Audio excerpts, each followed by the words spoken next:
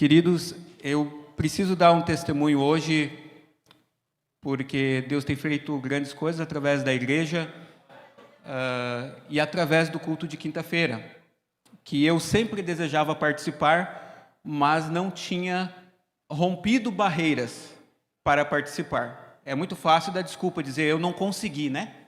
Na verdade, eu não tinha rompido barreiras para participar do culto de quinta.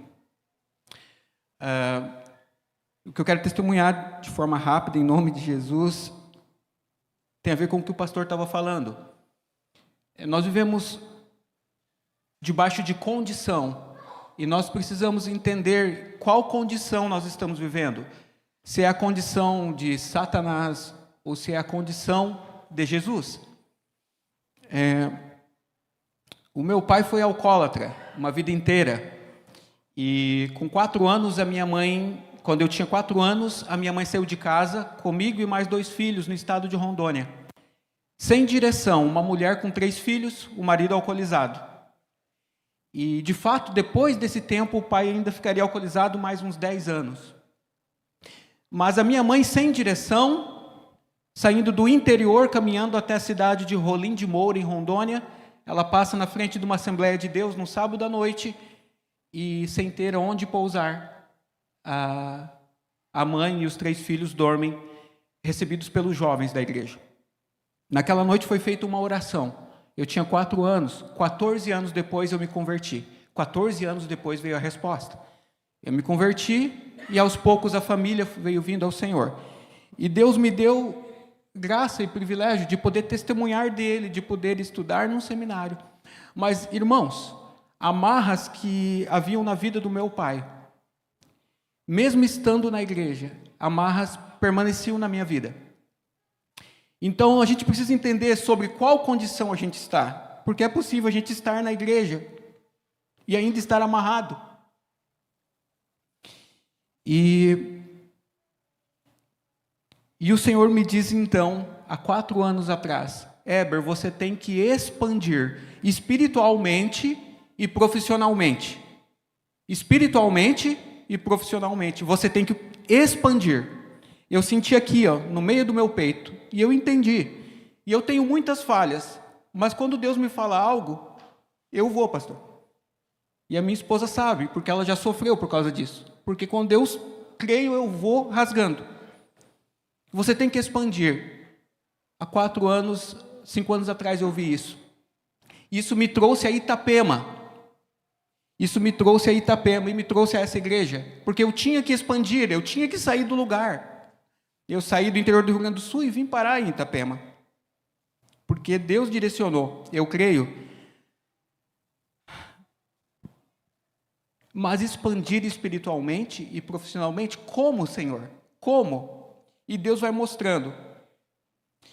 Queridos,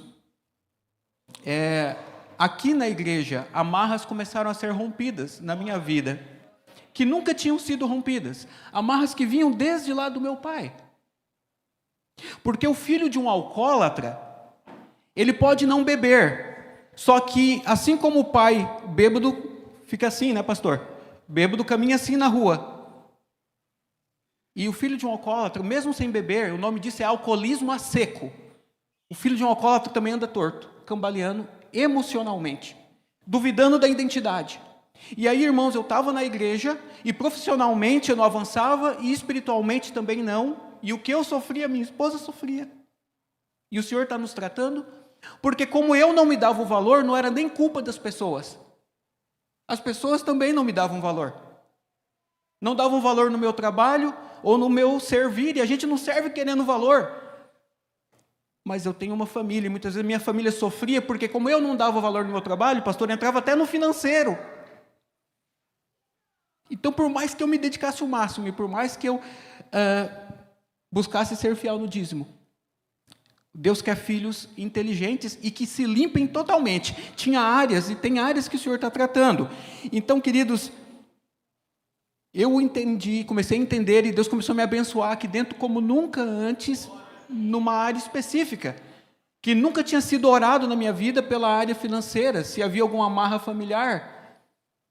E chega ao ponto de mesmo pessoas incrédulas dizerem assim: Éber, o que acontece é que mesmo quando as coisas dão certo, mesmo quando está para o dinheiro entrar na família, parece que alguma coisa fica prendendo. Pessoas incrédulas olharam para mim e diziam: cara, o que acontece? Deus eterno, o que é isso?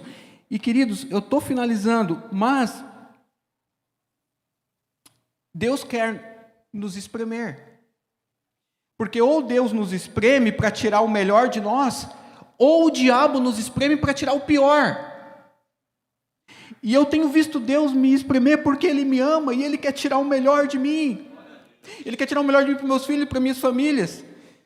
E nesse interim, eu perdi o motor do carro, e eu moro no centro, tinha que vir trabalhar, e o dinheiro indo em Uber, dinheiro que a gente não tinha.